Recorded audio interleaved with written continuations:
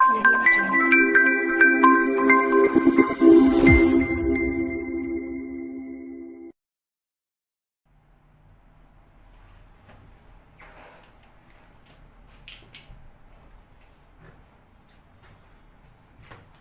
મિત્રો, હવે આપણે ધન વીજભાર ઋણ વીજભારના આકર્ષણને લગતા કેટલાક નાના એવા સારા દાખલા જોઈએ. તો સૌથી પહેલા આપણી જોડે એક પ્રશ્ન છે કે શું વિદ્યુત ભારિત પદાર્થ ધન કે ઋણ કોઈ બી હોય એ વિદ્યુત ભાર રહિત પદાર્થને આકર્ષી શકે? પ્રશ્ન પહેલો આ છે કે શું વિદ્યુત ભાર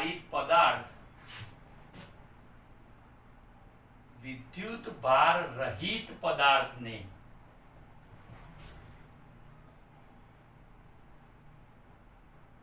આકર્ષી શકે? તો આન્સર વિદ્યુત ભારિત પદાર્થ એનો મતલબ આ વિદ્યુત ભારિત પદાર્થ આ વિદ્યુત ભાર રહિત પદાર્થ છે. પણ વિદ્યુત ભાર રહિત પદાર્થ હશે એનો મતલબ કે એમાં જેટલા પ્રોટોન છે એટલા ઇલેક્ટ્રોન હશે.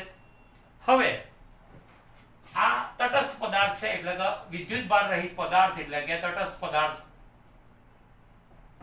તો વિદ્યુત ભારિત પદાર્થને તટસ્થ પદાર્થની નજીક લાવો તો પ્રેરણના લીધે એક સાઈડ ઉપર ઋણ વીજભાર તો એક સાઈડ ઉપર ધન વીજભાર ખુલ્લો થશે. હવે ઋણ વીજભાર અને ધન વીજભાર ખુલ્લો થશે. હવે ધન અને ઋણ વચ્ચે કયું બળ લાગે છે? તો આકર્ષણ બળ, એટ્રેક્ટિવ ફોર્સ. અને ધન અને ધન વચ્ચે કયું બળ લાગે છે? તો કે રિપલ્સિવ ફોર્સ. હવે તમે જુઓ જાતે, અહીંયા અંતર ઓછું છે તો બળ વધારે આ આકર્ષી બળમાં, જ્યારે ધન વચ્ચે અપાકર્ષી બળમાં અંતર વધારે છે તો અંતર વધારે બળ ઓછું. તો એનો મતલબ એ થયો કે આકર્ષી બળ કરતા અપાકર્ષી બળ શું થાય છે? વધી જાય છે. તો અપાકર્ષી બળ વધી જાય છે એટલા માટે કહી શકાય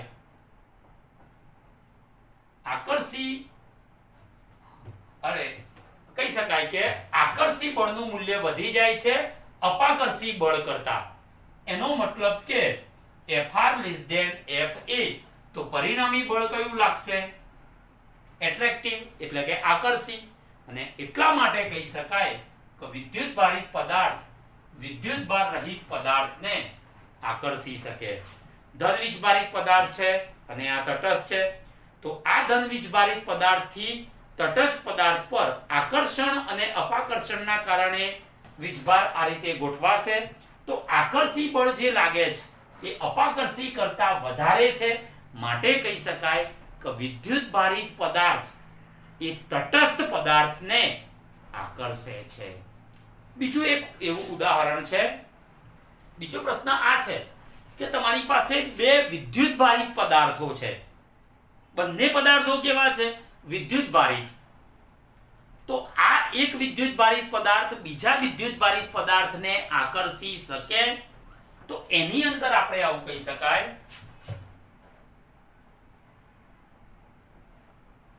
બંને વિદ્યુત ભારિત પદાર્થો એકબીજાને આકર્ષી શકે?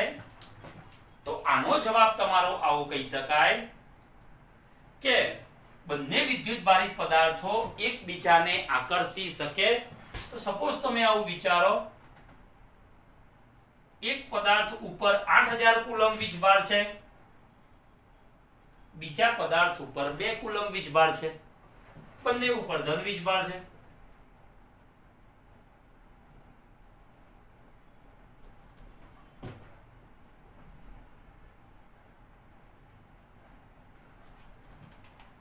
કુલમ ધન વીજભાર તો આ 2 કુલમ ધન વીજભાર, આ બંને વચ્ચે હવે આ ધન વીજભારના લીધે આ ધન વીજભાર ઉપર કયું બળ લાગશે?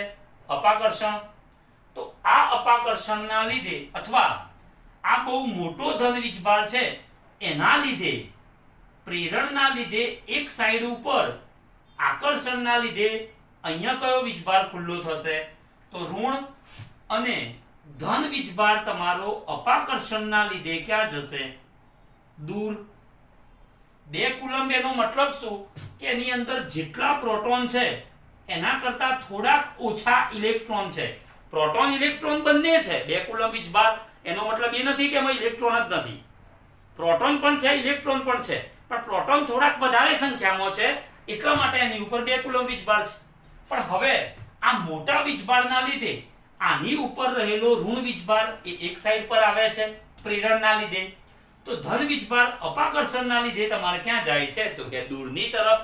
તો હવે તમે જોઈ શકો છો કે આ ધન વીજભારના લીધે ઋણ વીજભાર પર જે આકર્ષી બળ લાગે છે એ આ ધન વીજભારના લીધે આ ધન વીજભાર પર લાગતા અપાકર્ષી બળ કરતા વધારે છે.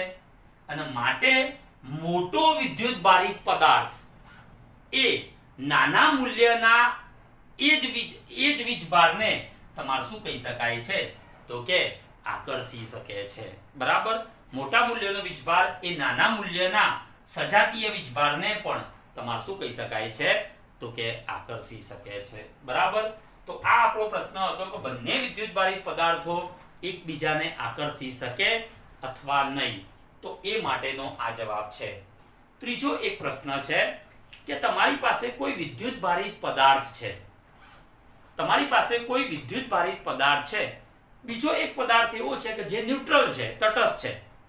તો આ વિદ્યુત ભારિત પદાર્થ પાસેથી 100% વીજભાર આ તટસ્થ પદાર્થને આપી શકાય? આ આપણો ક્વેશ્ચન છે. Can 100% charging is possible? તો એના માટે આપણે આવું કહી શકાય કે સુવાહક. હવે આપણે થોડાક સમય પહેલા ભણ્યા હતા સુવાહક શું કહેવાય. સુવાહક મેટલ, ધાતુ, એનો મતલબ કે એની અંદર માત્ર સપાટી પર જ વીજભાર હોય છે. સુવાહકમાં માત્ર સપાટી પર જ વીજભાર હોય છે. એનો મતલબ તમારો એ થયો કે સુવાહકમાં માત્ર બાહ્ય સપાટી પર જ વીજભાર વિતરિત થાય છે.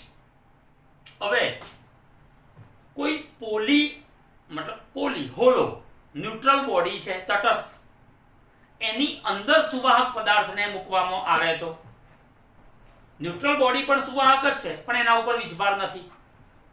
હવે આ સુવાહક વીજભાર કે સુવાહક ગોળો છે એને આ પોલા સુવાહકની અંદર મૂકવામાં આવે તો સુવાહકમાં એક ગુણધર્મ છે કે સુવાહકમાં માત્ર ને માત્ર વીજભાર એ એની બાહ્ય સપાટી પર જ વિતરિત થાય. તો એટલા માટે જ્યારે વિદ્યુત ભારિત સુવાહક પદાર્થને, ફરીથી ધ્યાન આપજો, વિદ્યુત ભારિત સુવાહક પદાર્થને તટસ્થ પદાર્થની અંદર મૂકવામાં આવે, તટસ્થ સુવાહક પદાર્થની અંદર મૂકવામાં આવે ત્યારે બધો જ વીજભાર સુવાહકની બાહ્ય સપાટી પર વિતરિત થાય છે. એટલે વિદ્યુત ભારિત પદાર્થ તટસ્થ થઈ જાય છે અથવા વિદ્યુત ભાર રહિત થાય છે. અને વિદ્યુત ભાર રહિત પદાર્થ એ પૂરેપૂરો ચાર્જિંગ થાય છે. મતલબ કે અંદરના ગોળા ઉપર જે પણ વીજભાર હતો એ બહારના ગોળા ઉપર શિફ્ટ થાય છે. કયા? એક જ કોન્સેપ્ટ કે સુવાહકમાં વીજભાર ક્યાં પ્રેરિત થશે? તો કે બાહ્ય સપાટી પર. માત્ર બાહ્ય સપાટી પર જ સુવાહકમાં વીજભાર પ્રેરિત થશે. બરાબર. તો આ વાત હતી કે કેન 100% ચાર્જિંગ ઇઝ પોસિબલ? તો we can say yes. How? We are talking. તો હવે આપણે આની અંદર 3 સરસ મજાના પ્રશ્નોની ચર્ચા કરી. હવે આગળ એની અંદર કેટલાક નાના મોટા દાખલા આપણે પ્રેરણના લગતા જોવાના હતા. તો સૌથી પહેલા આપણે એક એક્ઝામ્પલ જોઈએ છીએ કે આપણે એક એક્ઝામ્પલ આ પ્રકારનો હતો કે 100 ગ્રામ CO2 માં પ્રોટોનની સંખ્યા કેટલી? ચાલો જોઈ લેજો. 100 ગ્રામ CO2 માં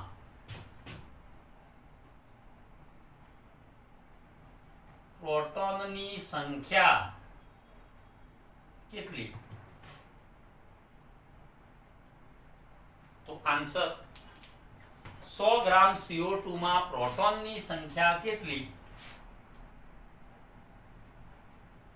તો મોલ સંખ્યા મ્યુ માટેનું સૂત્ર આ જાણો છો, m/m0. મોલ સંખ્યાના સૂત્રો બે છે આમ તો. m/m0 દળ માટે હોય તો m/m0 અને સંખ્યા માટે હોય તો n/na. એક મોલ જથ્થામાં સંખ્યા કેટલી? એવોગેડ્રો અંક જેટલી. અને એક મોલ જથ્થાનું દળ કેટલું? m0. તો હવે જુઓ, CO2 માં 6 કાર્બન 12. કાર્બન માટે આ એનું બંધારણ છે અને ઓક્સિજન માટેનું બંધારણ આ છે, 8 ઓક્સિજન 16. તો મોલ સંખ્યા મ્યુ શોધવા માટે દળ કુલ કેટલું છે? તો કે 100 ગ્રામ. એટલે m બરાબર આપણે કેટલા લખી શકીએ? 100. m0 એક મોલ જથ્થાનું દળ. તો જરાક જુઓ, એક મોલ જથ્થાનું દળ, તો અહીંયા કાર્બનનું દળ કેટલું છે? 12. ઓક્સિજનનું દળ 16, પણ ઓક્સિજન 2 છે, તો 16 ગુણ્યા 2 એટલે 32 વત્તા 12. 32 અને 12 એટલે કેટલા આવશે? 44. તો 100 ગ્રામ CO2 માટે મોલ સંખ્યા મ્યુ કેટલી આવી? 100/44. તો n/na. તો આ 100 ગ્રામ CO2 માં 100 ગ્રામ CO2 માં આપણે પ્રોટોનની સંખ્યા શોધવાની છે. તો આ n બરાબર કેટલા આવશે? તો 100/44 * na. આટલી સંખ્યા આવશે. હવે 100 ગ્રામ CO2 માં તમારે પ્રોટોનની સંખ્યા શોધવાની છે. આ કુલ પરમાણુની સંખ્યા આવી. તો હવે પ્રોટોનની સંખ્યા શોધવાની છે. તો એક CO2 માં આનો પરમાણુ ક્રમાંક કેટલો? 6. પરમાણુ ક્રમાંક 6 એટલે પ્રોટોન પણ 6, ઇલેક્ટ્રોન પણ 6. આનો પરમાણુ ક્રમાંક 8 એટલે પ્રોટોન પણ 8, ઇલેક્ટ્રોન પણ 8. તો CO2 માટે O2 છે એટલે 8 ગુણ્યા 2 એટલે કે 16 અને 6. 16 અને 6, 16 ને 4 20 ને 22. તો એક CO2 માં પ્રોટોન કેટલા? તો 22. તો માટે n એટલે આ જે સંખ્યા છે એ NCO2 માં પ્રોટોન કેટલા? તો બરાબર 22 * n. n બરાબર શું છે? 100/44 * na. તો 100/22 * 44 એટલે કે આ 2 આવશે. 100/2 એટલે અહીં જવાબ કેટલો આવશે? 50 na. 50 na. તો કહી શકાય કે 100 ગ્રામ CO2 માં પ્રોટોનની સંખ્યા કેટલી? તો 50 * na એવોગેડ્રો અંક જેટલી સંખ્યા થશે. તો આ એક ક્વેશ્ચન હતો. બીજો એક ક્વેશ્ચન છે,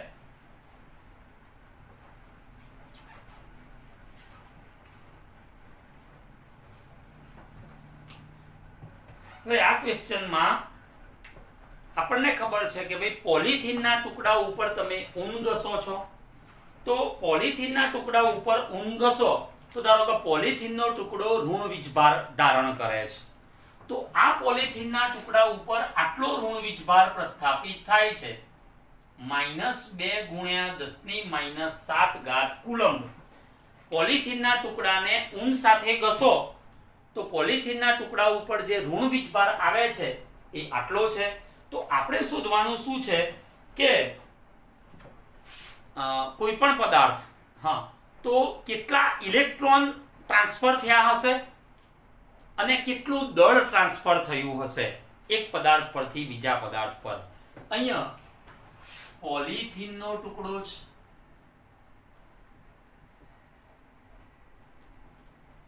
એને તમે કોની સાથે ઘસેલું છે? તો ઊન સાથે. તો આ પોલિથીનનો ટુકડો છે એ આટલો ઋણ વીજભાર ધરાવે છે. તો કેટલા ઇલેક્ટ્રોન શિફ્ટ થયા હશે અને કેટલું દળ શિફ્ટ થયું હશે આ આપણે ગણવાનું છે. તો જરાક જુઓ, Q બરાબર સૂત્ર આપણે કયું લખેલું છે? N * E. Q / E તો બરાબર N. તો N બરાબર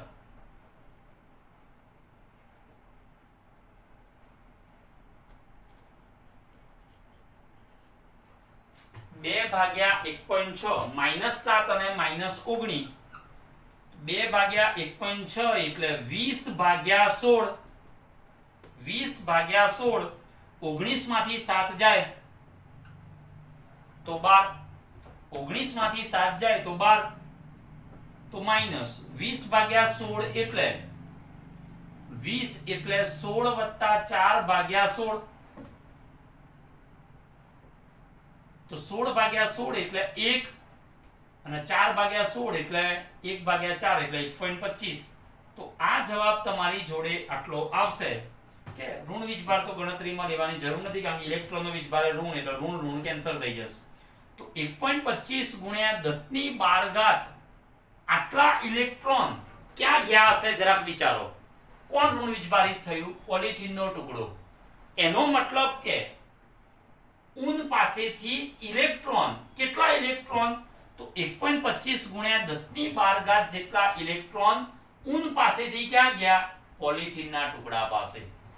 એનો મતલબ કે ઊનનું દળ ઘટ્યું, પોલિથીનના ટુકડાનું દળ વધ્યું. જે ઋણ વીજભારિત થાય એ ઇલેક્ટ્રોન મેળવે તો ઋણ વીજભારિત થાય. તો ઇલેક્ટ્રોન મેળવે, હું એક ઇલેક્ટ્રોન અહીં છાતી પર મેળવ્યો તો મારું 9.1 × 10−31 kg દળ વધ્યું. તો અહીંયા પોલિથીનના ટુકડાએ કેટલા ઇલેક્ટ્રોન મેળવ્યા? 1.25 × 1012. તો એક ટુકડાનું દળ 1.25 × 1012. તો માટે કુલ કેટલા ટુકડા છે?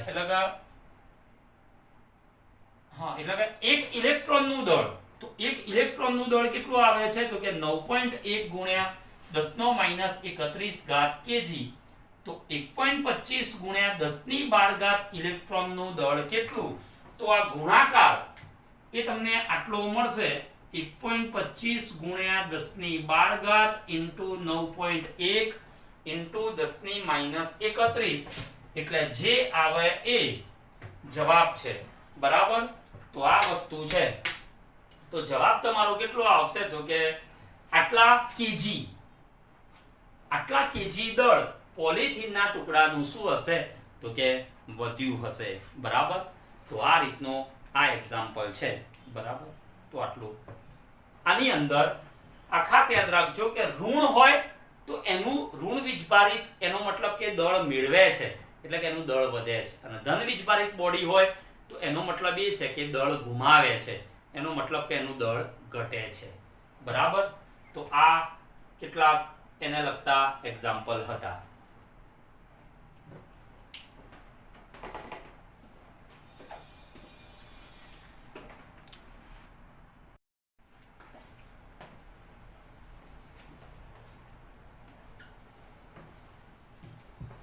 વિદ્યાર્થી મિત્રો, હવે આપણે થર્ડ લેક્ચર પ્રમાણે કુલમ્બનો નિયમ ભણવા જઈ રહ્યા છીએ. તો સૌથી પહેલા કુલમ્બનો નિયમ. તો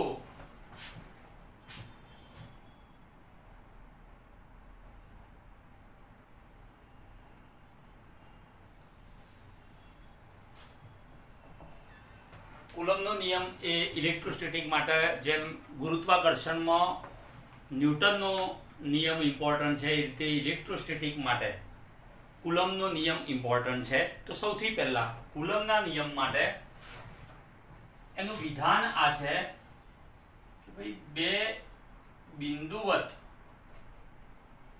સ્થિર વિદ્યુત ભારો, આ ચેપ્ટરમાં વિદ્યુત ભારો સ્થિર રાખવા જરૂરી છે. તો બે બિંદુવત સ્થિર વિદ્યુત ભારો વચ્ચે પ્રવર્તતું કુલંબીય બળ અથવા એને વિદ્યુતીય બળ પણ કહી શકાય છે. બે બિંદુવત સ્થિર વિદ્યુત ભારો વચ્ચે પ્રવર્તતું કુલંબીય બળ અથવા વિદ્યુતીય બળ એ તે બે વિદ્યુત ભારોના ગુણાકારના સમપ્રમાણમાં અને તેમની વચ્ચેના અંતરના વર્ગના વ્યસ્ત પ્રમાણમાં હોય છે. ફરીથી બે બિંદુવત સ્થિર વિદ્યુત ભારો, બિંદુવત વિદ્યુત ભાર હોવા જોઈએ અને સ્થિર વિદ્યુત ભારો હોવા જોઈએ. એના વચ્ચે પ્રવર્તતું કુલંબીય બળ અથવા વિદ્યુતીય બળ એ તે બે વિદ્યુત ભારોના ગુણાકારના સમપ્રમાણમાં અને તેમની વચ્ચેના અંતરના વર્ગના વ્યસ્ત પ્રમાણમાં હોય છે. આ બળ બંને વિદ્યુત ભારોને જોડતી રેખા પર લાગે છે. આ બળ ક્યાં લાગશે? તો બંને વિદ્યુત ભારોને જોડતી રેખા પર જ લાગે છે. તો આ કુલમ્બનો નિયમ છે કે બે બિંદુવત વિદ્યુત ભારો હોવા જોઈએ, સ્થિર વિદ્યુત ભારો હોવા જોઈએ, તો એમના વચ્ચે પ્રવર્તતું કુલંબીય બળ, વિદ્યુતીય બળ એ તે બે વિદ્યુત ભારોના ગુણાકારના સમપ્રમાણમાં અને તેમની વચ્ચેના અંતરના વર્ગના વ્યસ્ત પ્રમાણમાં હોય છે. તો આ કુલમ્બનો નિયમ છે. વિદ્યુત ભારની સંજ્ઞા આપણે કેપિટલ Q અથવા સ્મોલ q કહીએ છીએ. તો આપણે ધારો કે સ્મોલ q રાખીએ તો F વેરિએસ Q1 Q2, F વેરિએસ 1/r², તો F વેરિએસ Q1 Q2 ભાગ્યા r². ફરીથી બંને વીજભારોના ગુણાકાર એટલે Q1 Q2 ના સમપ્રમાણમાં બળ છે, અંતરના વર્ગના વ્યસ્ત પ્રમાણમાં છે, તો સંયુક્ત ચલન આ રીતે લખાશે F વેરિએસ Q1 Q2 r². તો F બરાબર આ ચલન નીકળે તો બરાબર ને અચળ એટલે k Q1 Q2 r², જ્યાં k બરાબર સપ્રમાણતાનો અચળાંક અને એનું મૂલ્ય 9 × 10⁹. ખાસ યાદ રાખજો, જેમ પેલામાં ન્યૂટનના નિયમમાં g m1 m2/r² આવતું હતું, તો g અચળાંકનું મૂલ્ય કંઈક હતું, એ રીતે અહીંયા અચળાંક k આવે છે તો એનું મૂલ્ય છે સપ્રમાણતાનો અચળાંક, એનું મૂલ્ય છે 9 × 10⁹. આને સૂત્રનો કરતા બનાવો તો r² ગુણાકારમાં આવશે અને Q1 Q2 છેદમાં આવશે, એટલે એનો એકમ આવશે ન્યૂટન મીટર સ્ક્વેર પર કુલમ્બ સ્ક્વેર. કે સપ્રમાણતાનો અચળાંક 9 × 10⁹ ન્યૂટન મીટર સ્ક્વેર પર કુલમ્બ સ્ક્વેર. તો બરાબર ધ્યાન રાખો કે જ્યારે એક વીજભાર Q1 છે, બીજો વીજભાર Q2 છે, બંને વચ્ચેનું અંતર r છે, ત્યારે એમના વચ્ચે લાગતું વિદ્યુતીય બળ અથવા કુલંબીય બળ એ બંને વીજભારના ગુણાકારના સમપ્રમાણમાં અને તેમની વચ્ચેના અંતરના વર્ગના વ્યસ્ત પ્રમાણમાં હોય છે. હવે તો Q1 Q2 r² તો k લીધો, k એટલે સપ્રમાણતાનો અચળાંક, એનું મૂલ્ય યાદ રાખો 9 × 10⁹ ન્યૂટન મીટર સ્ક્વેર પર કુલમ્બ સ્ક્વેર. આ SI એકમ પદ્ધતિ અથવા MKS એકમ પદ્ધતિ પ્રમાણે એનો આ એકમ રહેશે. હવે આ જ k એટલે 9 × 10⁹ ન્યૂટન મીટર સ્ક્વેર પર કુલમ્બ સ્ક્વેર. તો એની CGS પદ્ધતિમાં મૂલ્ય કેટલું?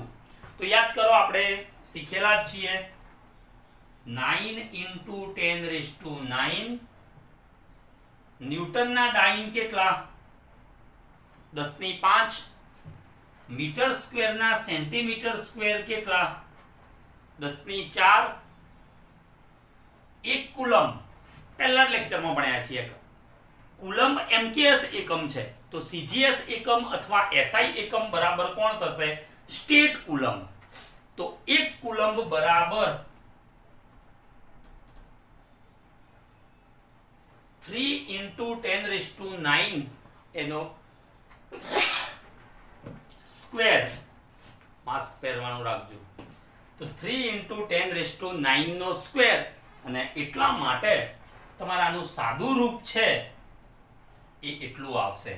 કેટલું આવશે? તો કે 1. આનું સાદું રૂપ તમારે કેટલું આવશે? તો 1. જરાક જુઓ, 3 નો વર્ગ 9 અને 9 નીકળી ગયા. હવે 9 નો વર્ગ 10⁹ નો વર્ગ એટલે 10⁸. 5 ના 4 9 અને 9 એટલે 18. બધું ઉડી જાય. તો k નું મૂલ્ય કેટલું આવે છે? તો કે 1. તો કહેવાનો મતલબ એ છે કે એમકેએસ પદ્ધતિમાં k નું મૂલ્ય 9 × 10⁹. સીજીએસ પદ્ધતિમાં k નું મૂલ્ય કેટલું આવશે? તો કે 1. એટલે તમારે ગણતરી કઈ એકમ પદ્ધતિમાં કરવાની છે એ ખાસ ખબર રાખજો. 9 × 10⁹ એમકેએસ માટે છે, સીજીએસ માટે કેટલા આવશે? 1. હવે F બરાબર k q1 q2 r², તો k બરાબર 1/4π ε0. જ્યાં ε0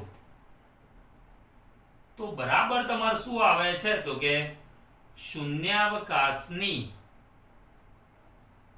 પરમિટિવિટી. ε0 એટલે શૂન્યાવકાશ. અત્યારે હાલ જે આ માધ્યમ છે એ, તો ε0 એટલે શૂન્યાવકાશની પરમિટિવિટી. આ શૂન્યાવકાશની પરમિટિવિટી માટે મૂલ્ય આટલું થશે 8.85 × 10⁻12. 8.85 × 10⁻12. k અને ε0 કેવા છે? વ્યસ્ત. તો ε0 નો એકમ શું આવશે? તો કે કુલમ્બ સ્ક્વેર પર ન્યૂટન મીટર સ્ક્વેર. શૂન્યાવકાશની પરમિટિવિટી અને આ કેટલી આવશે? તો કે 8.85 × 10⁻12 કુલમ્બ સ્ક્વેર પર ન્યૂટન મીટર સ્ક્વેર. તો બરાબર યાદ રાખો કે અત્યારે હાલ મેં હવામાં આ રીતે બે Q1 Q2 વિદ્યુતભાર r અંતરે રાખ્યા છે. તો આ વચ્ચેનું માધ્યમ કયું છે? હવા. તો એ હવા માટે પરમિટિવિટી કેટલી આવશે? અથવા શૂન્યાવકાશ માટેની પરમિટિવિટી કેટલી આવશે? તો 8.85 × 10⁻12 કુલમ્બ સ્ક્વેર પર ન્યૂટન મીટર સ્ક્વેર. એ જ જગ્યાએ આ બે વિદ્યુતભારો વચ્ચે કોઈ અવાહક માધ્યમ રાખવામાં આવે, સુવાહક માધ્યમ રાખવામાં આવે, અથવા માધ્યમ બદલાય, એ પ્રમાણે આ બે વિદ્યુતભારો વચ્ચે લાગતું બળ બદલાઈ જાય છે. મતલબ કે આ જે કુલંબીય બળ છે એ માધ્યમ પર આધાર રાખે છે. માધ્યમ બદલાશે તો તરત જ આ બળ બદલાઈ જશે.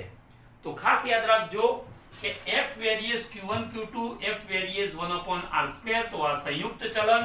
તો આ એનું સૂત્ર છે.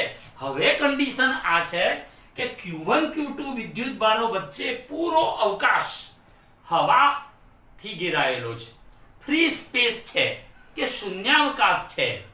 આવા કિસ્સામાં તમે k બરાબર શું લખી શકો છો? તો કે 1/4π ε0. કારણ કે માધ્યમ બદલાયું ને, તો બળ બદલાઈ ગયું હતું.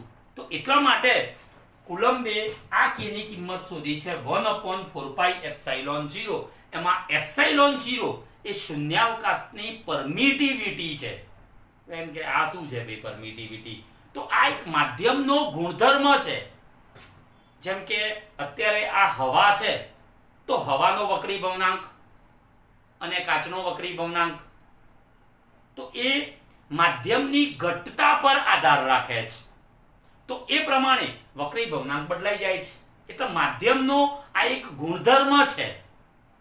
વક્રી ભવનાંક, પરમિટિવિટી, આગળ ચુંબક, આ વિદ્યુતીય ગુણધર્મ છે પરમિટિવિટી. ચુંબકીય ગુણધર્મ આવશે પરમિએબિલિટી. તો પરમિટિવિટી, પરમિએબિલિટી, વક્રીભવનાંક આ બધા માધ્યમના ગુણધર્મો છે. અને એ પ્રમાણે અહીંયા આપણે વિદ્યુતીય ગુણધર્મ લીધો છે એપ્સાઇલોન 0 એટલે કે શૂન્યાવકાશની પરમિટિવિટી. તો એના બરાબરની વેલ્યુ એ આ છે. હવે આની અંદર જ આ કુલમના નિયમ માટે સપોઝ આ Q1 વીજભાર અને Q2 વીજભાર વચ્ચેનું અંતર r છે. આને કોઈ માધ્યમમાં ડૂબાડેલું છે. કોઈ માધ્યમની અંદર આ બંને વિદ્યુત ભારોને રાખેલા છે. તો સૌથી પહેલા જુઓ, અહીંયા હવા હતી. મતલબ શરૂઆતમાં પહેલા તમે શું રાખેલું હતું? હવા. તો હવા હોય તો અહીંયા લખશો FA અથવા આવું લખશો F હવા. તો બરાબર તમારું સૂત્ર આવું આવશે 1 એટલે કે આ રીતે K Q1 Q2 r², અથવા આવું આવશે K બરાબર 1/4 પાઈ એપ્સાઇલોન 0 Q1 Q2 r². હવે બરાબર ધ્યાન રાખો કે હવા અથવા તો એર, તો એના માટે તમારું આ સૂત્ર આવશે. હવે માધ્યમ માટેનું સૂત્ર શું છે? તો FM. તો 1/4 પાઈ એપ્સાઇલોન A ફોર એર એટલે હવા. તો માધ્યમ હોય તો મીડિયમ એટલે જે માધ્યમ હોય એની પરમિટિવિટી આવશે. એટલે મેં લખ્યું છે એપ્સાઇલોન. તો સૂત્ર તમારું આવું આવશે Q1 Q2 r². બરાબર. તો હવા હોય તો એપ્સાઇલોન 0 આવશે અને માધ્યમ બદલાય તો તમારી જોડે આવશે જે તે માધ્યમ. એ Q1 Q2 વીજભારોને કોઈ માધ્યમમાં ડૂબાડી દીધા છે. મતલબ કે બંને વિદ્યુતભાર વચ્ચેની પૂરેપૂરી બધી જ જગ્યામાં માધ્યમ ઘેરાયેલું હોય તો આ સૂત્ર આવશે. એમાં પછી આ બે Q1 Q2 વીજભારો છે, આટલો જ છે, અને એના વચ્ચે આટલું જ માધ્યમ મૂક્યું તો અહીં તો હવા છે, અહીં બી હવા છે, પણ અહીં માધ્યમ છે તો સૂત્ર પાછું અલગ આવે છે. એ આપણે આગળ ભણીશું. પણ હાલ પૂરતું આ યાદ રાખો, Q1 Q2 વિદ્યુતભારો વચ્ચે પૂરેપૂરો અવકાશ હવા છે, સંપૂર્ણપણે હવા છે તો એપ્સાઇલોન 0, અને સંપૂર્ણપણે કોઈ માધ્યમ છે તો એપ્સાઇલોન. અને એપ્સાઇલોન એટલે જે માધ્યમ તમે રાખ્યું છે એની પરમિટિવિટી. હવે તો આના ઉપરથી તમે યાદ કરો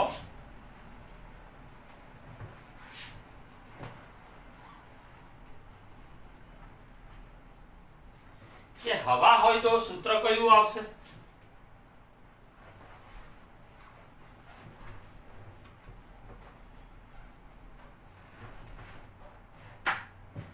હવા હોય Fe મતલબ કે F હવા, તો તમારી જોડે સૂત્ર આવું આવશે 1/4 પાઈ એપ્સાઇલોન 0 Q1 Q2 તમારી જોડે શું આવશે? તો કે r². એ જ જગ્યાએ કોઈ માધ્યમ છે એટલે કે મીડિયમ, ત્યારે એ જે માધ્યમ છે એની પરમિટિવિટી આવશે. એની પરમિટિવિટી Q1 Q2 r². હવે એક સંબંધ છે, એપ્સાઇલોન એટલે જે તે માધ્યમની, જે પણ માધ્યમ છે એની પરમિટિવિટી. એપ્સાઇલોન 0 લખીએ તો શૂન્યાવકાશની પરમિટિવિટી. તો આ બંનેનો ગુણોત્તર એને કહેવાય છે એપ્સાઇલોન r ફોર રિલેટિવ, એટલે સંબંધી નહીં. એપ્સાઇલોન r ફોર રિલેટિવ એટલે કે સાપેક્ષ પરમિટિવિટી. એપ્સાઇલોન બાય એપ્સાઇલોન 0 જે તે માધ્યમની પરમિટિવિટી શૂન્યાવકાશની પરમિટિવિટી નો ગુણોત્તર એટલે તમારે કહી શકાય છે એપ્સાઇલોન આર એટલે સાપેક્ષ પરમિટિવિટી અથવા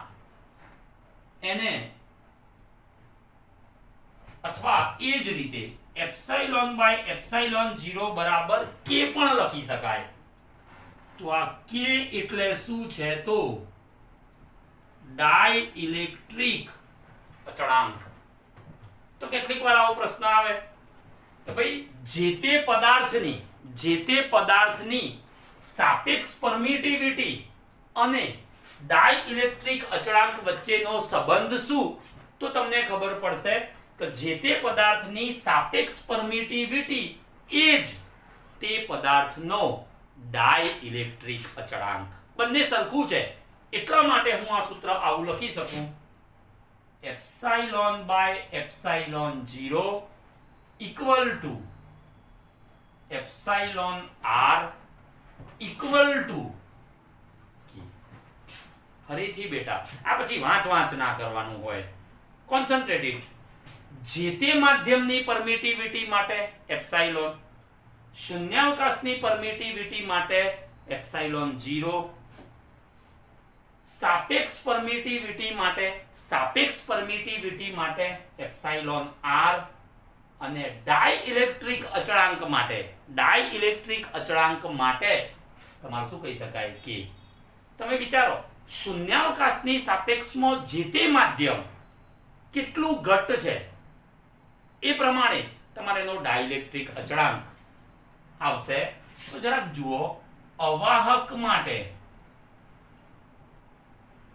માટે ડાઇલેક્ટ્રિક અચળાંકનું મૂલ્ય 1 કરતા મોટું હોય છે, કારણ કે શૂન્યાવકાશ સિવાયની કોઈ પણ વસ્તુમાં સ્લાઇડ પણ પરમિટિવિટી મળશે જ, હવામાં પણ મળશે જ સ્લાઇડ.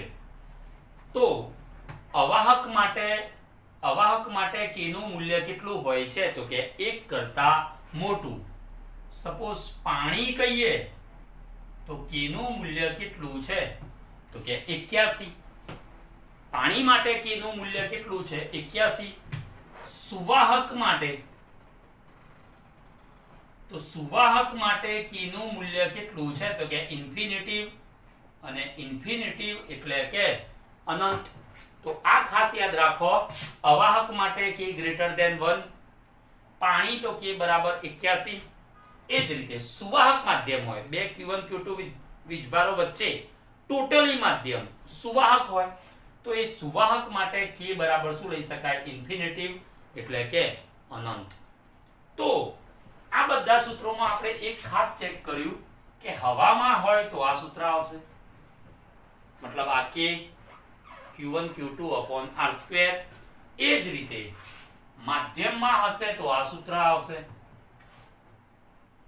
હવે એપ્સાઇલોન એટલે જે માધ્યમ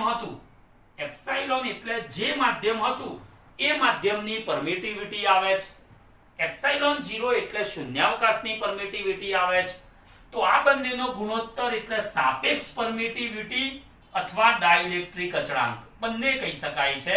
તો સાપેક્ષ પરમિટિવિટી અથવા ડાઇલેક્ટ્રિક અચળાંક આ બંનેમાંથી ગમે તે કહી શકો છો.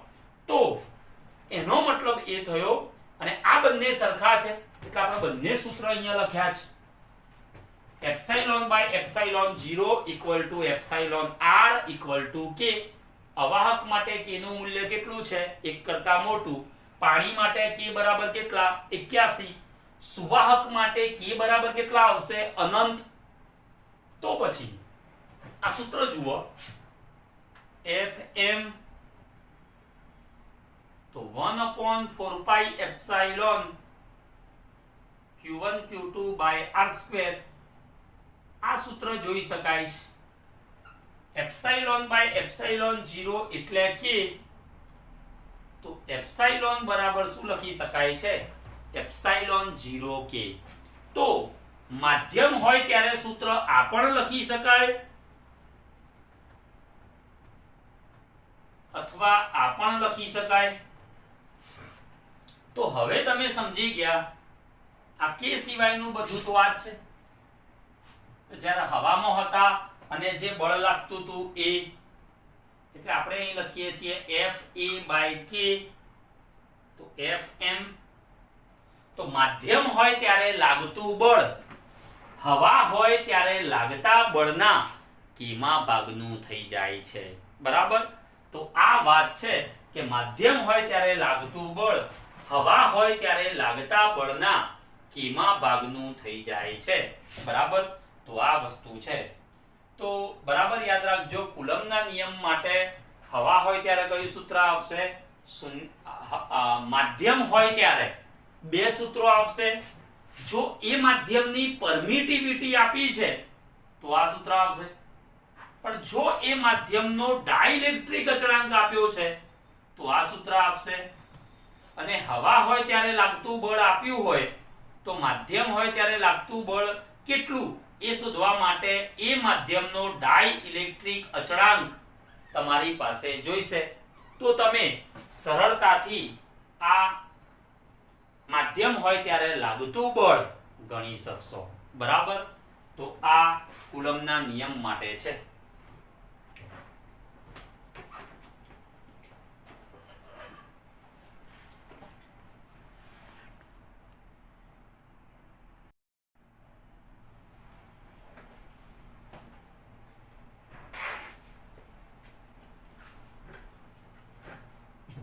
હવે કુલમના નિયમની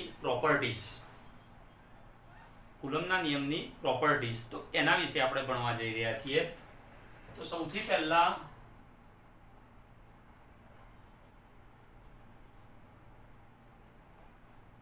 બિંદુવત વિદ્યુતભાર હોવા જોઈએ. તો બિંદુવત વિદ્યુતભાર હોવા જોઈએ તો એ માટે આપણે એક સરસ ઉદાહરણ લઈ શકાય છે. બિંદુવત વીજભાર મતલબ કે પરિમાણમાં બહુ નાના હોય એ પ્રકારનો કોઈ કણ વિચારો તો એની ઉપર વીજભાર. આ પ્રકારના વીજભાર માટે કુલમનો નિયમ લાગુ પડે છે. તો આપણે એક કામ કરીએ, આ એક વીજભાર છે, આ બીજો વીજભાર છે. સપોઝ આ Q1 વીજભાર, આ Q2 વીજભાર, બંને ધન વીજભાર લીધા છે. આ 1 નંબરનો વીજભાર છે, આ 2 નંબરનો વીજભાર છે. તો 1 નંબરના લીધે 2 નંબર ઉપર કયું બળ લાગશે? અપાકર્ષણ. તો આ વીજભાર આમ જશે, તો એને આપણે કહીએ છીએ F21. 2 નંબરના કારણે 1 નંબર પર બળ લાગશે, એ બળ આમ લાગશે, એને આપણે કહીશું F12. જેની પર બળ લાગે એ પહેલું આવે, જેના લીધે લાગે એ પાછળ આવશે. તો અહીંયા જુઓ, 2 ના લીધે 1 ઉપર બળ લાગે છે F12, 1 ના લીધે 2 પર બળ લાગે છે F21, ધનના લીધે ધન ઉપર અપાકર્ષી એટલે આમ દૂર બતાવ્યું છે, આ ધનના લીધે આ ધન ઉપર અપાકર્ષી એટલે આમ બતાવેલું છે. તો આ રીતે બંને બળો લાગશે. હવે આ બિંદુવત વીજભાર છે. હવે એ બિંદુવત વીજભાર કેન્દ્ર તરીકે હોય એવા બે ગોળાઓ વિચારો. સપોઝ આ રીતે એક ગોળો છે, એક આ રીતે ગોળો છે. આ બંને ગોળા ઉપર ધન વીજભાર વિચારી શકાય.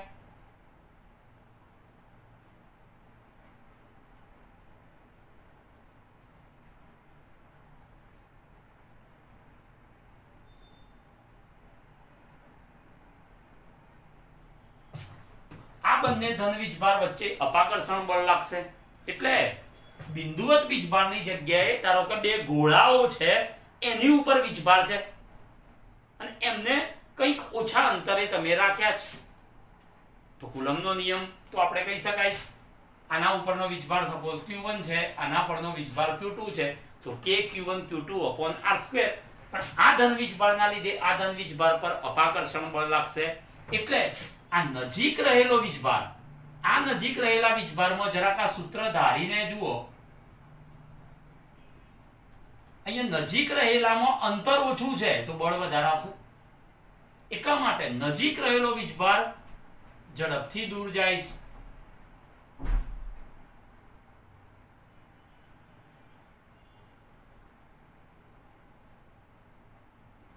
મતલબ આ નજીક રહેલો વીજભાર દૂર જાય છે અપાકર્ષણના લીધે.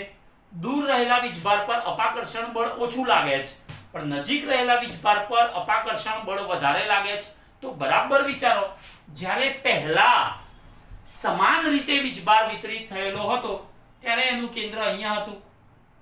હવે અપાકર્ષણ બળના લીધે વીજભાર થોડોક દૂરની તરફ ગયો, સમાન વિતરણ હવે નથી. તો શું થશે? તો એ વીજભારનું કેન્દ્ર અહીંયા રહેવાની જગ્યાએ થોડુંક દૂર જતું રહે છે, એટલે કે અહીંયા આવે છે સપોઝ. અને આનું આ પહેલા અહીંયા હતું તો એ ધારો કે અહીંયા આવે છે. તો આ બે વીજભાર વચ્ચેનું અંતર પહેલા કેટલું હતું? તો સપોઝ d. તો એ હવે કેટલું થાય છે? તો એના કરતા સ્લાઇડ પણ વધી જાય છે, તો એને આપણે કહીએ છીએ d'. તો હવે કુલમના નિયમમાં તમે ગણતરી d પ્રમાણે કરો તો આ બળ સાચું ના આવે, અને એટલા માટે આપણે કહી શકાય, અથવા તો તમે જેટલું બળ ધારતા હો એનાથી વધારે બળ લાગતું હોય છે, માટે કહી શકાય કે મોટા ગોળા કે એની ઉપર વીજભાર હોય અને નજીક હોય તો પ્રેરણના લીધે કે અપાકર્ષણના લીધે વીજભાર દૂર જાય, એનો મતલબ કે કેન્દ્રો વચ્ચેનું અંતર બદલાઈ જાય. માટે કહી શકાય છે કે બિંદુવત વીજભારો માટે જ કુલમનો નિયમ સાચો છે. મોટા પરિમાણ પર વીજભાર હોય અને આ ટાઈપના ગોળાઓ નજીક હોય તો એના માટે કુલમનો નિયમ સાચો નથી. બીજી વાત એ છે કે વીજભારો સ્થિર હોવા જોઈએ, કારણ કે ગતિમાં હશે તો તમે અંતર કયું લેશો? તો એ કુલમના નિયમમાં ખબર પડતી નથી. અને એટલા માટે કહી શકાય વિદ્યુત ભારો કેવા હોવા જોઈએ? તો કે સ્થિર હોવા જોઈએ. ત્રીજી વસ્તુ છે વિદ્યુત ક્ષેત્ર, ચુંબકીય ક્ષેત્ર, ગુરુત્વાકર્ષી ક્ષેત્ર, આ બધા જ ક્ષેત્રો સંરક્ષી ક્ષેત્રો છે. કેવા ક્ષેત્રો છે? સંરક્ષી ક્ષેત્રો છે. તો સંરક્ષી બળો માટે જ આ કુલમનો નિયમ સાચો છે. મતલબ આ છે કે તમારી પાસે આ એક q વીજભાર છે, એ q વીજભારના ક્ષેત્રમાં એટલે કે એની નજીકમાં જે અપાકર્ષણ બળ કે આકર્ષણ લગાડી શકે એટલા વિસ્તારમાં એક બીજો વીજભાર છે, એને આ I પોઝિશન પાસેથી અહીંયા F પોઝિશન પાસે લઈ જવો છે. તો એ માટે ત્રણ રસ્તા છે તમારી પાસે, પ્રથમ માર્ગ, બીજો માર્ગ, ત્રીજો માર્ગ. તો દરેક માર્ગ દરમિયાન કરવું પડતું કાર્ય તમારી જોડે કેટલું છે? તો કે W1, W2 અને W3. તો આ દરેક કાર્યો તમને કેવા મળે છે? તો કે સરખા. અને એટલા માટે કહી શકાય કે આ વિદ્યુતીય બળ છે એ માર્ગ પર આધાર રાખતું નથી. એનો મતલબ કે આ બળ છે એ કેવું બળ છે? તો કે સંરક્ષી બળ છે. એની અંદર બીજું આવું પણ વિચારી શકાય છે, આ q વીજભાર છે, આ q વીજભાર છે, અને એને કોઈ બંધ માર્ગ પર ગતિ કરાવી અને પાછો એ જ બિંદુ પર લાવી દઈએ તો એ માટે કરવું પડતું કાર્ય તમારે કેટલું આવશે? તો કે 0. કરવું પડતું કાર્ય તમારે કેટલું આવશે? તો કે 0. બરાબર છે?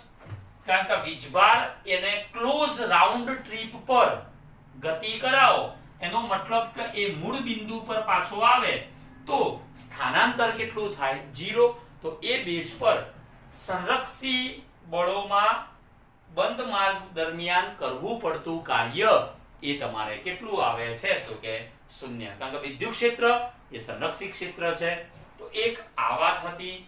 બીજી તો કુલમના નિયમમાં બિંદુવત વીજભારો હોવા જોઈએ, સ્થિર હોવા જોઈએ, સંરક્ષી બળો માટે આ નિયમ લાગુ પડે છે. તો આ બધી વાત કુલમના નિયમ માટે છે. બીજું એની અંદર એક આ છે, આ એક વીજભાર q1 છે, આ એક વીજભાર q2 છે. સપોઝ બંને ધન વીજભાર છે તો બંને વચ્ચે દુશ્મની હશે. એક ધન વીજભાર હશે અને બીજો ઋણ વીજભાર હશે તો એમના વચ્ચે પ્રેમ હશે. ધન અને ઋણ વચ્ચે પ્રેમ, બંને ધન કે બંને ઋણ હોય તો એમના વચ્ચે દુશ્મની. હવે આપણે એમ કહીએ છીએ કે આ બંને ધન વચ્ચે 4 ન્યૂટન બળ લાગે છે. બંને ધન વીજભારો વચ્ચે 4 ન્યૂટન બળ લાગે છે. હવે આ બે વીજભારોની વચ્ચે કોઈ પણ જગ્યાએ, એ જ બિંદુ પર નહીં, બીજી કોઈ પણ જગ્યાએ આ બે વીજભારોની વચ્ચે કોઈ પણ જગ્યાએ ત્રીજો વીજભાર મૂકવામાં આવે તો એના લીધે, એની હાજરીથી આ બંને વચ્ચે લાગતું બળ એટલે કે 4 ન્યૂટન જે બળ લાગે છે એમાં કોઈ જ ફરક પડતો નથી. અને એટલા માટે આ કુલંબ બળને તમારે શું કહેવામાં આવે છે તો કે ટુ બોડી ફોર્સ કહેવામાં આવે છે. બે વિદ્યુત ભારો વચ્ચે લાગતું કુલંબીય બળ is independent of third charge.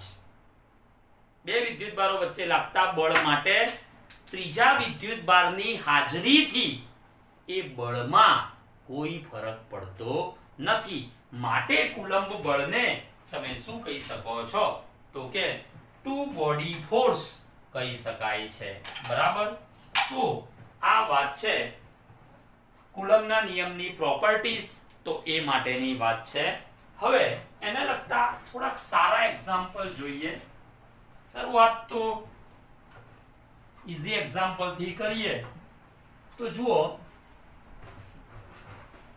આપણી જોડે એક વાત આવી છે કે ભાઈ તમારી જોડે પહેલી રકમ તો એક આ છે, ડેશ કરીએ એનો મતલબ કે આપણે વિદ્યુત ભાર બદલી નાખ્યા, કંઈક ચેન્જ કર્યું. તો ધારો કે બંને વીજભારો બમણા કર્યા, જે Q1 Q2 પહેલા હતા એના જગ્યાએ પછી કેટલા કર્યા વિદ્યુત ભારો બમણા. હવે એમના વચ્ચેનું અંતર અડધું કર્યું. એમના વચ્ચેનું અંતર તમે શું કર્યું? અડધું કર્યું. અને આ બંને વિદ્યુત ભારોને 4 જેટલો ડાઇલેક્ટ્રિક અચળાંક ધરાવતા માધ્યમમાં મૂક્યા તો નવું બળ કેટલું લાગશે?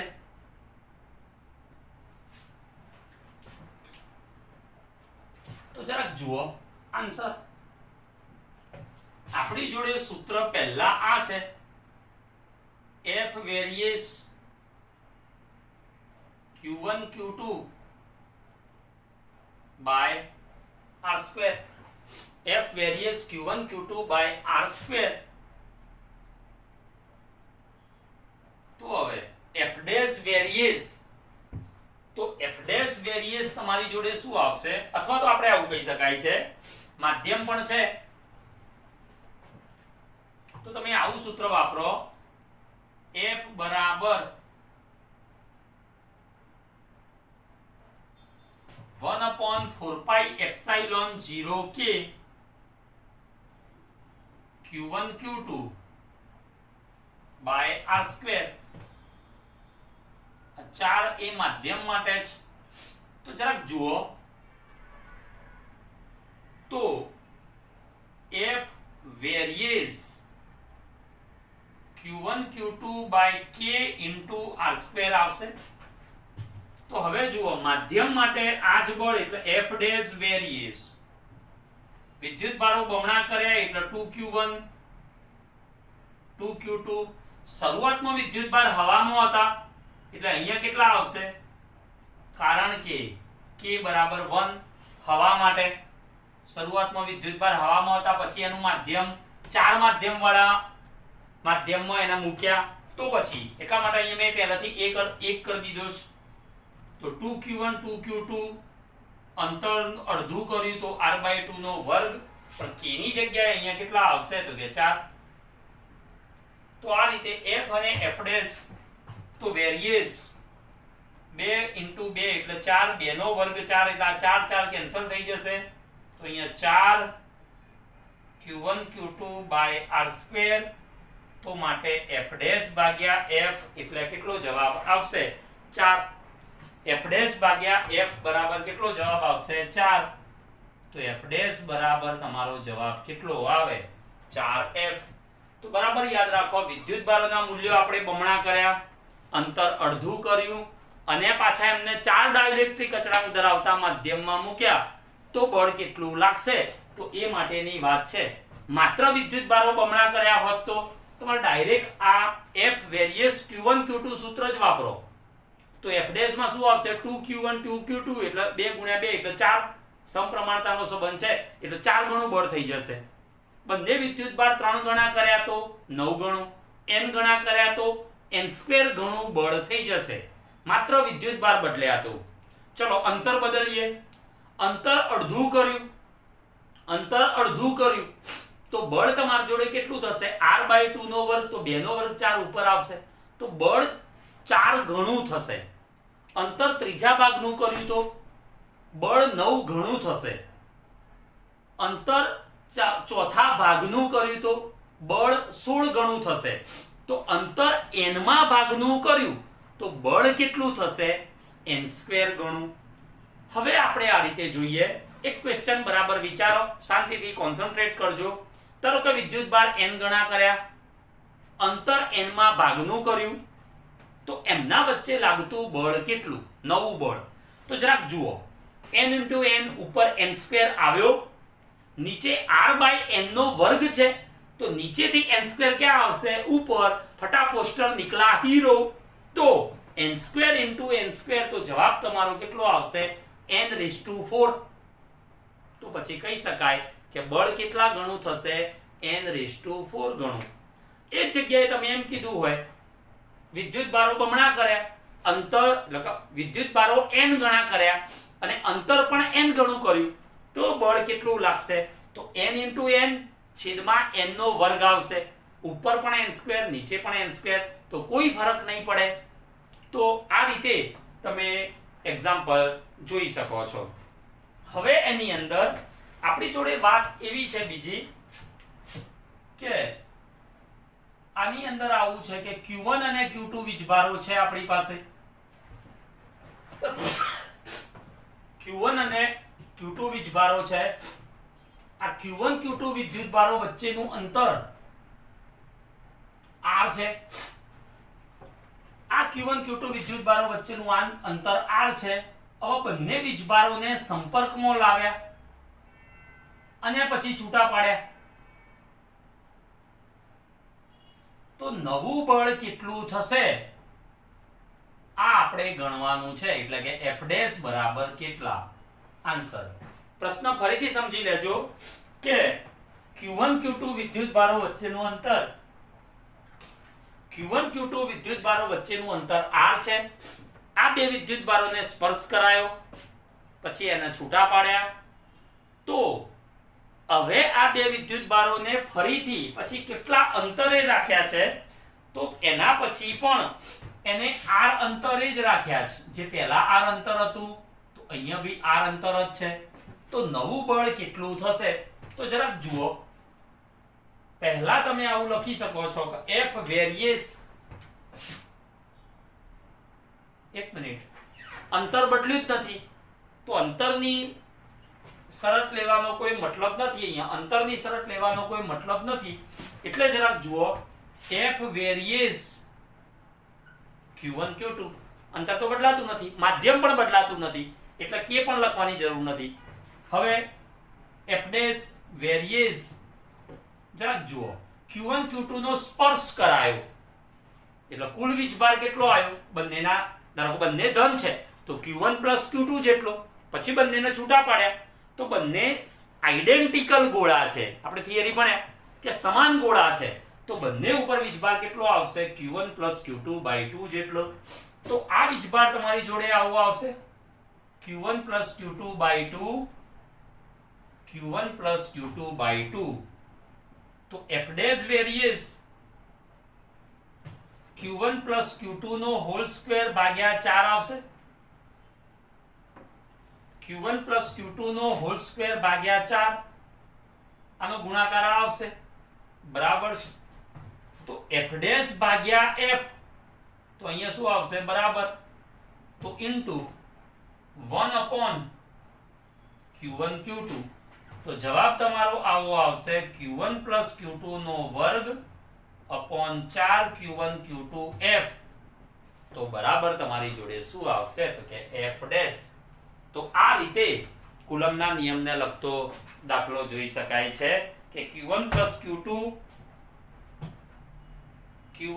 q2 નો square upon 4q1 q2 into f. તો આટલું નવું બળ લાગશે. હવે એનાથી પણ એક સરસ દાખલો છે.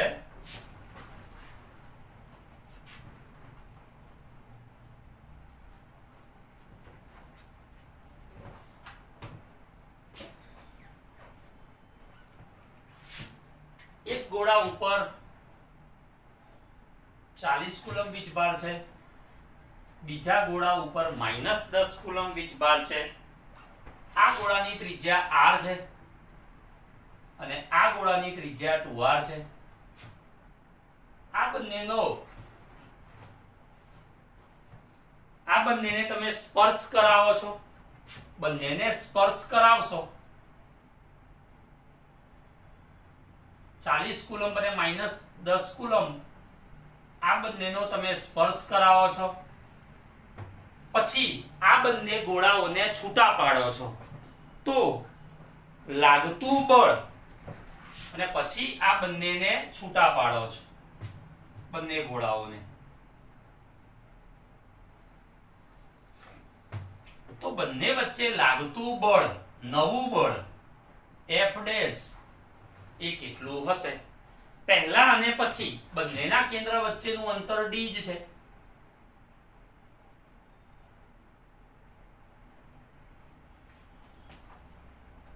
રકમ ખાસ સમજી લેજો. 40 કુલમ -10 કુલમ ધરાવતા બે ગોળાઓ r અને 2r ત્રિજ્યા ધરાવે છે.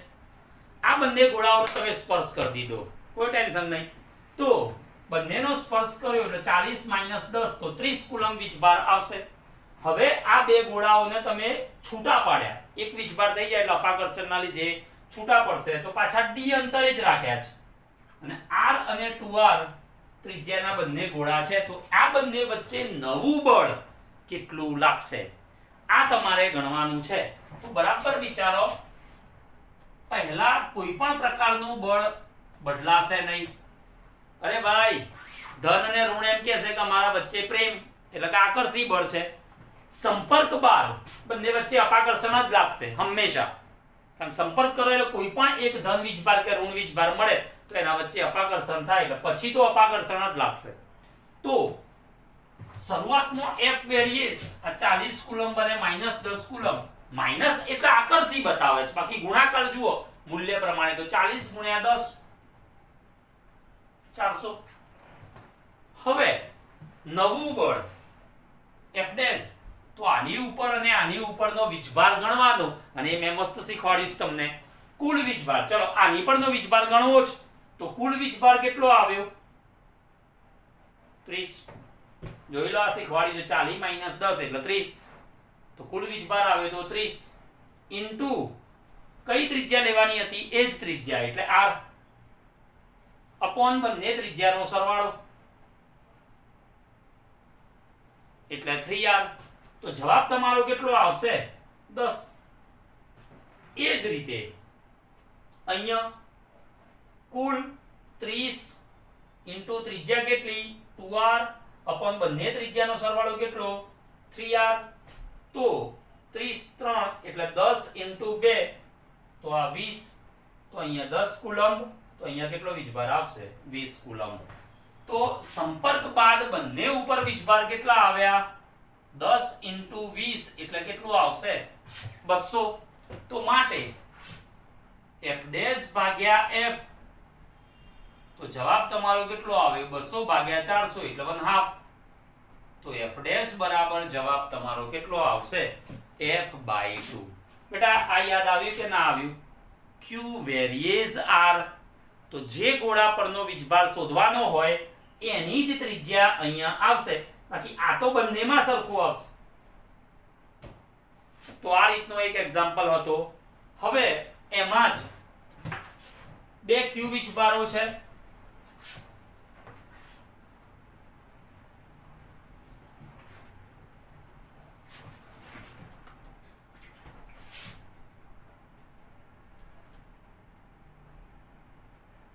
બંને વિદ્યુતભારો વચ્ચેનું અંતર r છે. 25% જેટલો વીજભાર ટ્રાન્સફર થાય છે. 25% જેટલો વીજભાર એકના પરથી બીજા ઉપર જાય છે. તો નવું બળ કેટલું?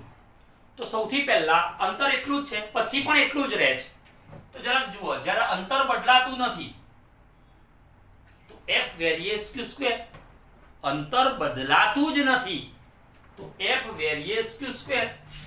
બીજી વાત, હવે 25% જેટલો વીજભાર એકના પરથી બીજાના પર જાય તો q એટલે આ એક છે એમાંથી 25% બાદ થાય તો આ વીજભાર આની ઉપર કેટલો આવશે? 3/4 q. બીજાના ઉપર વીજભાર કેટલો આવશે? તો q પ્લસ q/4. એનો મતલબ કે 5q/4 જેટલો વીજભાર આવશે. રૂપિયામાંથી 25 પૈસા જશે તો 75 પૈસા એટલે 3/4. પણ રૂપિયામાં 25 પૈસા ઉમેરાશે એટલે કે સવા રૂપિયો એટલે કે 5/4. હવે આ બંને વચ્ચે બળનું સૂત્ર બદલાઈ જશે એટલે મેં ડેશ કર્યું છે. બંને અહીંયા સમાન વીજભાર હતા તો q². તો અહીંયા જુદા જુદા વીજભાર છે એટલે F ડેશ વેરીએસ આ બંનેનો ગુણાકાર જુઓ તો 3 × 5 એટલે 15, q × q એટલે q², 4 × 4 એટલે 16. તો F ડેશ વેરીએસ 15q²/16. તો F ડેશ ભાગ્યા F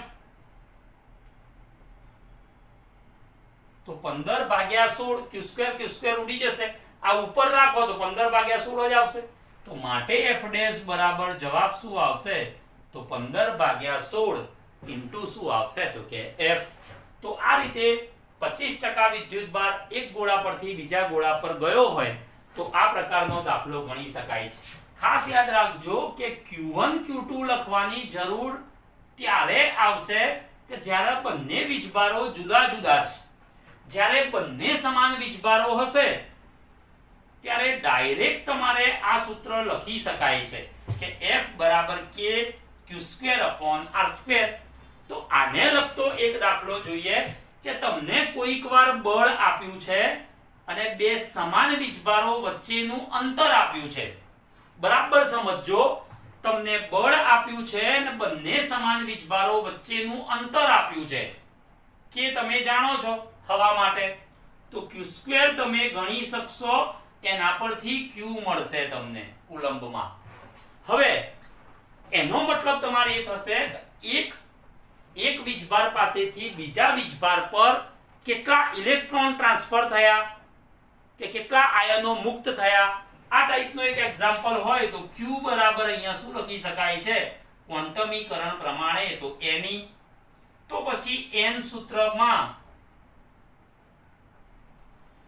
n તમારે શોધવા માટેનો રસ્તો આ થશે કે ભાઈ 1.6 × 10⁻−19 વડે ભાગો તો કેટલા ઇલેક્ટ્રોન ક્યાંથી ક્યાં ગયા હશે એ તમે શોધી શકો છો. તો સમાન વીજભારો હોય તો ડાયરેક્ટ આ સૂત્ર વાપરી દો q²/r². જુદા જુદા હોય તો q1 q2. સરખા છે તો બે q તો q²/r². તો q શોધો તો એના ઉપરથી n પરથી તમે n શોધી શકો છો કે કેટલા ઇલેક્ટ્રોન એક જગ્યાથી બીજી જગ્યાએ શિફ્ટ થયા હશે. બરાબર. તો આ થોડાક સાદા દાખલા છે નોર્મલ કુલમ્બના નિયમને લગતા, તો એ આપણે જોયા.